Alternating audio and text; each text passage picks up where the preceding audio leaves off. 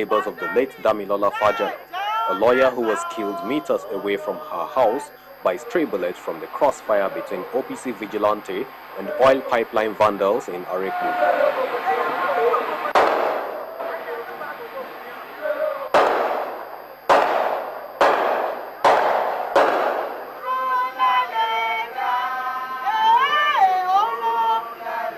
Their procession takes off from Bridgeland Estate through to Arepo main gate and then to the Olu of Arepo's palace. Residents of Bridgeland Estate in Arepo, Ogun State, Nigeria, taking a solidarity walk for the loss of their neighbor, Damilola Fajana, who died in a gun battle between OPC vigilante and oil vandals in this area. They're taking a walk now to the KBS's palace in Arepo to air their grievances.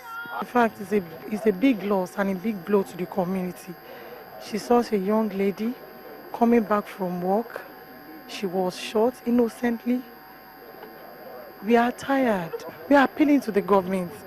Please help us. Her death is very painful to every one of us in that estate because she was a young girl and every mother will feel this. The traditional ruler is unavailable to receive the protesters. This, however, does not stop them from making their demands known. We are here at the palace to let the palace know that we are not safe because of the presence of the militants, the oil pipeline vandals who are always at war with the security people, especially the OPC guys who were appointed by the government recently to come and protect and guard the oil pipelines. I understand that the palace was informed of our visit here this morning, so I'm surprised. I really don't know what to say. I'm tongue-tied, really. I never expected that this whole palace would be empty. It has never been like this before. No one is happy concerning what is happening. The Oba's aide sees things differently. In the first instance, his principal had an equally important engagement. That's why he's not here to receive the protesters. Secondly, he believes that the protesters should share part of the blame for the activities of the vandals. Everybody knows clear that this ugly thing, they come through the river. But the fact is that if the residents that are living here are not accommodating them, believe me, they won't be able to do it successfully. These people, they come in through, they have a channel, and there's a gate on all these streets, and they have security at this gate. If the security are not complying with these people, where would they pass? But for beachland residents, buyers of fuel from the vandals forced their way into the estates despite installed barriers.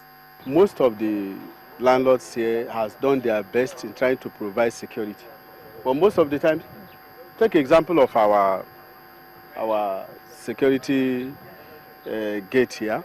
Most of the time in the night, these people came and overpower our security and break the keys. If they want to be sincere with themselves, they should know that we have the main entrance gate right there at the Arepo bus stop, where the main security is supposed to be provided. That's where those people who come from outside to come and buy comes in, and that's where they used to go out.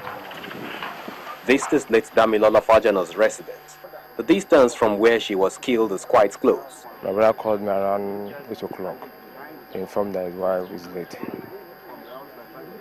It's really painful because I got married last year, February 22nd. And the lady was 6 months pregnant. Oil pipeline vandalism takes place quite regularly in Arepo. Now with the death of this innocent passerby, and indeed others who have lost their lives in the course of this illegal business, those in authority have their hands full, as the people say that all this must stop sooner than later. Temple Ashaju, Channels Television News.